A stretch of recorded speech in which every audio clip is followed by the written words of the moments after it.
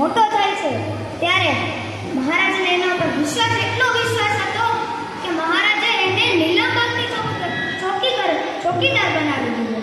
એ નીલમબાગની ચોકીદાર અને જો ત્યાં મુબારક સૂતો હોય ને ત્યાં દરવાજે તો એ ન્યાય ચકલું ન ફરકી શકે ને એવી ઈમાનદારી હતી મુબારકની.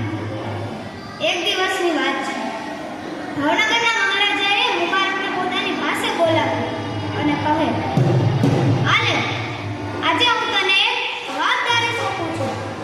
પછી મહારાણીના ઘરેણાની તિજોરીની ચાવીનો જૂળો હાથમાં લઈ અને મુબારકને આપે છે. આલે મુબારક, આજથી તારે મહારાણીના ઘરેણાની તિજોરી સંભાળવાની છે. તો તેનું કામ બહુ જ ઈમાનદારીથી કરતું. એક દિવસની વાત છે કે મહારાણી રાત્રે લાઇબ્રેરીમાં પુસ્તકો વાંચતી અને મહારાણીએ સોનાનો કિંમતી હાર પહેર્યો. એ હાર મહારાણી પુસ્તક વાંચતા વાંચતા પુસ્તકની અંદર ભૂલી ગઈ અને પછી રાતના એને યાદ આવે છે કે અરે મારો એટલો સોનાનો કિંમતી હાર ક્યાં ખોવાઈ ગયો. પછી સવાર થાય છે. મહારાણી મહારાજાને કહે છે, મહારાજા, રાત્રે મારો સોનાનો કિંમતી હાર ખોવાઈ ગયો. મહારાજા કહે છે, અરે તારા ઘરેણાની તિજોરીની ચાવીનો જૂળો તો મુબારક વાંચતો હતો. મુબારકને બોલાવો.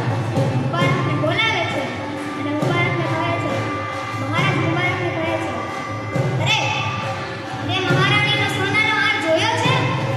મુબારક કહે, ના મહારાજ, મેં નથી જોયો મહારાણીનો હાર. મને નથી ખબર. મહારાજ, મને નથી ખબર. આટલું પછી ત્યારબાદ એ નીલમબાગની ચોકી કરતા કરતા રોવે છે કે મારાથી શું થઈ ગયું? મહારાણીનો હાર ખોવાઈ ગયો. મહારાણીનો હાર ખોવાઈ ગયો. આવી ભૂલ મારાથી થઈ ગઈ. પછી 2 દિવસ દરરોજ મુબારક રડતો. એક દિવસ મહારાણીને યાદ આવ્યું કે મેં તો મારો સોનાનો હાર લાઇબ્રેરીના પુસ્તકમાં મૂક્યો હતો. એ મહારાણી ત્યારે જાય છે અને જુએ છે પુસ્તકમાંથી બહાર નીકળે છે. પછી મહારાણી મહારાજા પાસે જાય છે અને મહારાજાને કહે છે, મહારાજ, મુબારકને બોલાવો. એ હાર મુબારકે નતો મૂક્યો, મેં જ મૂક્યો ને મારી ભૂલ છે મહારાજ. એમાં મુબારકનો કંઈ વાંક નથી. પછી મહારાજ મુબારકને બોલાવે. મુબારક, એ મુબારક, અમને માફ કરી દે.